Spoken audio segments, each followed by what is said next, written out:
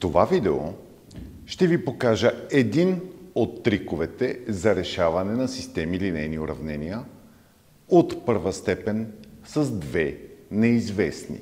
Аз съм Явор Стоянов, а вие сте с канала на Школа Крак.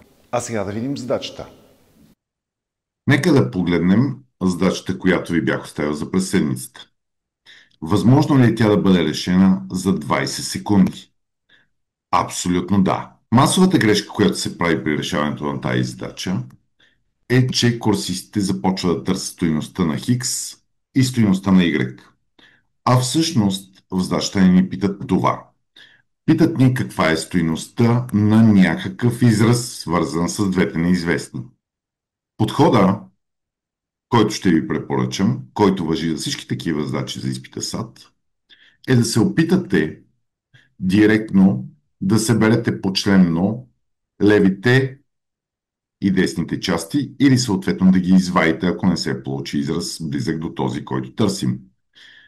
Първо ще пробвам с събиране. Като ги събера 3 пъти хикс, събрано с минус хикс, ще ни даде 2 пъти хикс. Минус 7 пъти y, събрано с y, ще ни даде минус 6 пъти y.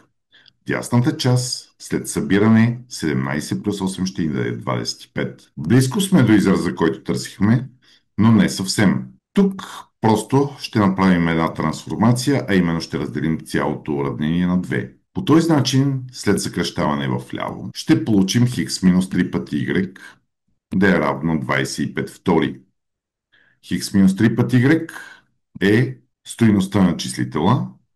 За да получим крайният отговор, остава само да разделим още веднъж на 3. Ще получим и търсения израз в ляво. Хикс минус 3 пъти y върху 3 е равен на 25 шести. Това е отговора и смятам, че решението не ни отне повече от 20 секунди. За да можете да вникнете по-дълбоко в този метод, съм подготвил още една задача. Ето я и нея. Отново не търсим каква е стойността на хикс и на y, а търсим тяхна комбинация, в случая хикс минус 3 пъти y. Тук отново първо ще пробвам с събиране. Като ги събера, в ляво ще получа 4 пъти хикс минус 8 пъти y, а равно на 25. Това чрез никаква трансформация не може да ме доведе до хикс минус 3 пъти y. Така че план Б, събирането не даде резултат. Ще пробвам сега да ги извада. След изваждане, 3 пъти хикс минус хикс ще ми даде 2 пъти хикс, минус 7 пъти y. Още веднъж минус y ще ми даде минус 6 пъти y.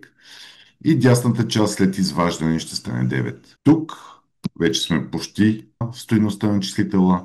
Остава да разделим отново на 2, ще получим хикс минус 3 пъти y е равно на 9 втори. И за да довършим цялата задача, ще разделя още веднъж на 3. По този начин в ляво ще имам хикс минус 3 пъти y върху 3, а именно израза, който търсих, в дясно 9 чести или след съкръщаване ще бъде 3 втори. Това е отговора и цялото решение на тази задача. Естествено, оставил съм ви задачи, които трябва да опитате сами. Подхода е абсолютно същия. При всичките отново не търсим стойността на хикс, не търсим стойността на y, а търсим някаква тяхна комбинация. Ако видеото ви е харесало, не забравяйте да му ударите един палец. А ако искате да научите още трикове за решаване на задачите за изпита САТ, можете да ни следвате в Facebook, в Instagram. Също така разгледайте целият канал на школата в YouTube. Аз съм Явор Стоянов, а вие сте с канала на Школа Крак.